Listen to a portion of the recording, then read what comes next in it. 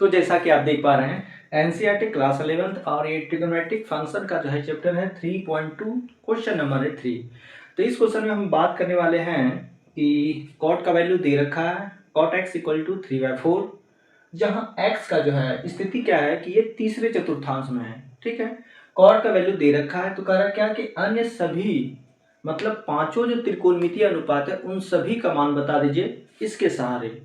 लेकिन एक शर्त यह है कि x का जो मान है या x का जो वैल्यू कहाँ से कहाँ तक है, तो वो तीसरे चतुर्थांश का। इसके लिए हम क्या करते हैं, एक बना लेते हैं चतुर्थांश। ठीक है, तो ये हमारा जो है चतुर्थांश बन के तैयार हो गया है।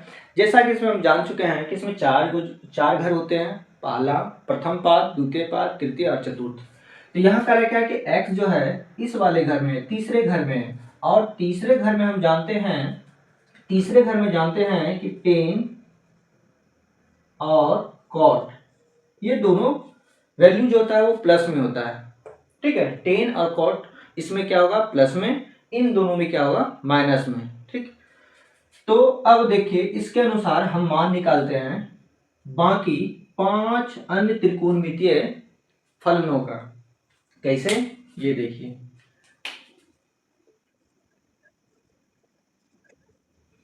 गिवन में दे रखा है, क्या बोले गिवन में दे रखा है cot x इक्वल टू 3/4। अगर cot का वैल्यू दे रखा है तो tan का वैल्यू बताना बहुत ही ईजी है। क्या बोले, cot का अगर वैल्यू दे रखा है तो हम tan का बता सकते हैं, क्योंकि cot का ही उल्टा होता है tan का वैल्यू। मतलब हम सीधा सीधा कह सकते हैं कि tan x बराबर क्या हो जाएगा 4/3। ठीक है, tan x बराबर क्या हो जाएगा 4/3, क्योंकि उल्टा होता है। चलो एक मान निकल गया, बाकी बचा 4। अब देखिए क्या करते हैं, पुनः एक फार्मूला हम जानते हैं। कौन सा फार्मूला, ये देखिए हम जानते हैं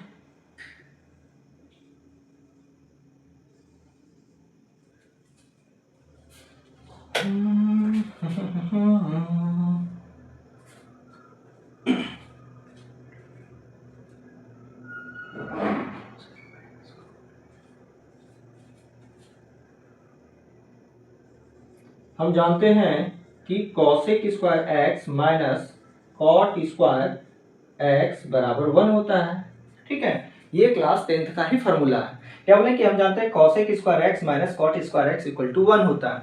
अब देखिए यहाँ पे कॉट का वैल्यू दे रखा है, कॉट का वैल्यू पुट करके यहाँ से मान निकाल लेते हैं cosec का। तो जैसे ही यहाँ पे मान रखेंगे तो अगला स्टेप क्या बनने वाला है, ये देखिए cosec पता नहीं है, ये तो फाइंड करनी है। cosec स्क्वायर एक्स माइनस 3/4 का होल स्क्वायर इक्वल टू 1, या cosec स्क्वायर एक्स बराबर क्या, ये देखिए क्या 1 माइनस सॉरी प्लस 1 प्लस 9/16। ठीक है, ये हो गया। आगे चलते हैं, यहाँ पे 3 का स्क्वायर 9, 4 का स्क्वायर हो गया 16। अब क्या होगा 16 और 9 हो गया 25, यानी कि सीधा से शब्दों में कहें तो cosec स्क्वायर बराबर क्या हो गया, cosec स्क्वायर एक्स बराबर हो गया 25 25/16। इसलिए हम कह सकते हैं कि cosec एक्स बराबर हो गया प्लस माइनस 5/4। क्या बोले cosec का जो वैल्यू आ गया, क्या बोले cosec का जो वैल्यू आया वो आया प्लस माइनस 5/4। अब यहाँ पे दो मान आया, एक तो प्लस में और एक माइनस में, लेकिन हमको लेना कौन सा मान है यही डिसाइड करेगा कि आंसर क्या होगा। ठीक है, क्योंकि हम जानते हैं इसने पहले ही कर दिया कि x जो है ये तीसरे घर का है, x जो है ये x जो है ये तीसरे घर का, और तीसरे घर में हम जानते हैं कि cosec जो होगा वो माइनस होगा। ठीक है, तीसरे घर में जो cosec होगा वो माइनस होगा, मतलब यहाँ पर जो हम मान लेंगे वो माइनस वाला, प्लस वाला नहीं हो सकता। प्लस वाला केवल ये दो ही हो सकते हैं, टेन और कॉट। इसके अलावा बाकी के जो भी त्रिकोणमितीय अनुपात है वो इसमें माइनस में होगा। तो अतः हम कह सकते हैं, यहाँ पे लिख देते हैं एक लाइन, चूंकि x तृतीय पाद लिख देते हैं, पाद में स्थित है ना, x जो है वो तीसरे घर में, ये तो क्वेश्चन में ही कर दिया। अतः हम कह सकते हैं, अतः cosec x कॉसेक एक्स बराबर क्या हो गया, -5/4 हो गया। अरे अब देखो, अगर कॉसेक का मान पता है, क्या बोले, कॉसेक का मान पता है तो फिर जो है साइन का मान बताना आसान है, इसलिए साइन एक्स, क्या बोले, साइन एक्स। अरे हम जानते हैं कि साइन जो होता है वो कॉसेक का ही उल्टा होता है, यानी कि यहाँ पे हो जाएगा हमारा 4/5, कितना आ गया हमारा cot 10, उसके बाद जो है साइन आ गया, कॉसेक भी आ गया। अब हमारे पास बचा है कॉस और सेक। तो जब कॉस और सेक है तो हम क्या करते हैं, यहाँ से फार्मूला यूज कर लेते हैं, sine square theta plus cos square theta equal to 1 वाला, और वहां से साइन का मान रख के कॉस का वैल्यू निकालते हैं। इसके लिए आपको उतारना होगा ये। तो कॉस का मान, चूंकि हमको साइन का मान पता था -4/5, तो उसके सहारे निकालते हैं। चूंकि हम जानते हैं कि sine square X plus cos square X equal to 1 होता है। साइन का वैल्यू कितना निकाले थे, -4/5 का whole square equal plus cos square X equal to 1। ठीक है, यहां से निकालते हैं कॉस स्क्वायर एक्स।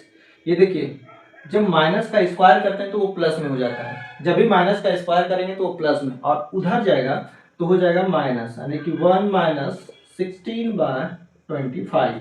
ये समझ में आया, 4 का स्क्वायर 16 और 5 का स्क्वायर 25। जब इसको सॉल्व करेंगे तो यहाँ पे आ गया हमारा cos square X equal to 25, 25 में 16 गया, यानी कि 9/25। जब cos square X equal to 9/25, तो हम कह सकते हैं कि कॉस एक्स इक्वल टू ±3/5। अब देखिए फिर से यहाँ पर जो है कॉस का वैल्यू 2 आ गया, एक प्लस में और एक माइनस में, क्या बोले, एक प्लस में आया और एक माइनस में, लेकिन हमको लेना कौन सा है, तो फिर वही आपको देखना है कि x जो है तीसरे घर में, और तीसरे घर में कॉस क्या होगा, माइनस में, तो माइनस वाला वैल्यू होगा मेरा। ठीक है, तो यहाँ पे वो लाइन आपको लिखना होगा, चूंकि x तीसरे पाद में स्थित है। ठीक है, अतः हम कह सकते हैं, अतः cos x का वैल्यू क्या हो जाएगा, -3/5। अब देखिए, जब cos का मान निकला हुआ है तो sec का बताना आसान है, क्योंकि हम जानते हैं फार्मूला। पुनः क्या करेंगे, cos का जानते हैं, cos अगर दे रखा है -3/5, तो sec हमारा क्या हो जाएगा, sec बराबर क्या हो जाएगा, sec x इक्वल टू हो गया, ये हो गया -5/3। इस तरह से हमारा जो है पांचों मान निकल गया। कौन कौन, तो इसको आपको बताएं क्या कि एक जगह जो है आपको इकट्ठा कर देना है, ठीक है, ताकि एग्जामिनर को जो है जांचने में सुविधा हो।